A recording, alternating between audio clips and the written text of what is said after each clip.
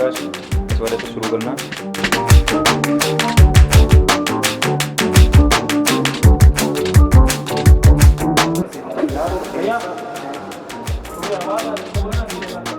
Hi everyone, Ashish this side, and today we are having a special guest, Prakash Sakari.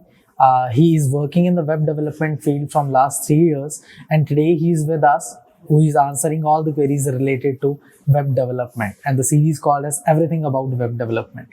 So let's welcome Prakash sir. Hi Prakash, how are you? I'm good, Ashish. How are you?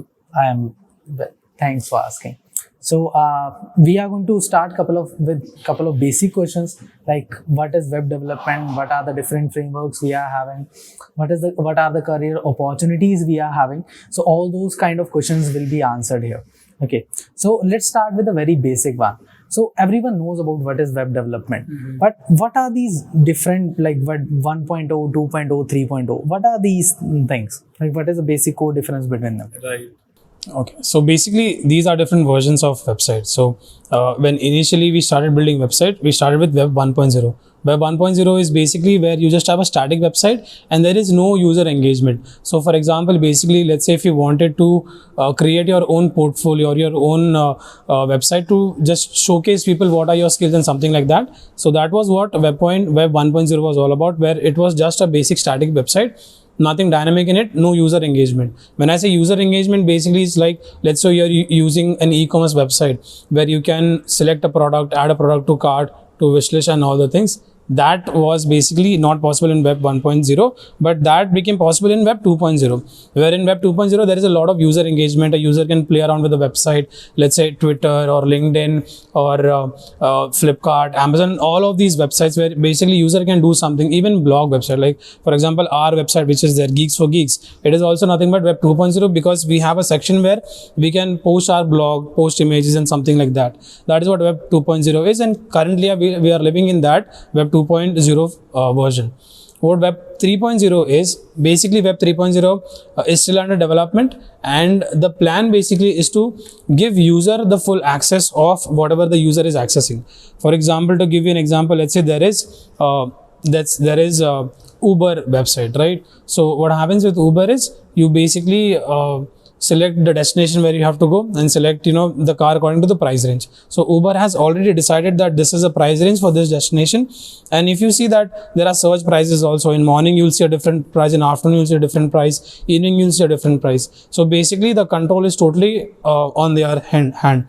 But what is the plan of Web 3.0, the developers, is to give you the control. So basically with Web 3.0 there is a possibility of an application where you can basically select the price in which you want to travel, right? And then you can pitch the price, and then different drivers basically who have their cab or whatever it is, they will see that this is a price range in which this person wants to travel these many kilometers, and if that basically fits for that driver, then he can select it. So that basically is Web 3.0, where your data is secured, right?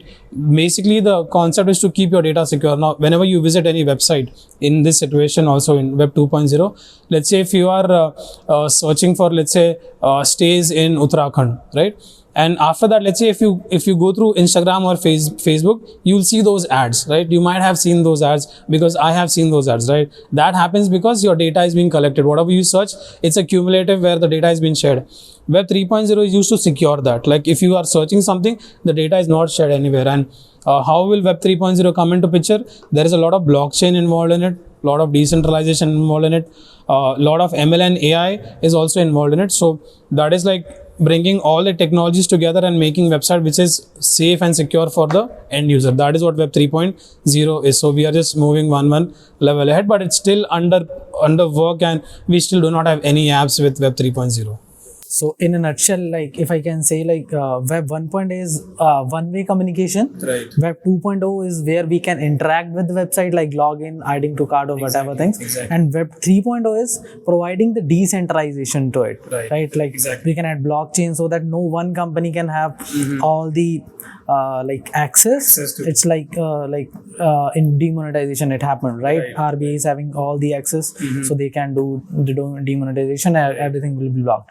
But if you are talking about something like blockchain or what I would say Bitcoin, so that doesn't impact that much because it's a universal currency. Okay, so that's great. That's great. So if I'm talking about the future of web development, where do you think, like, where this field is going?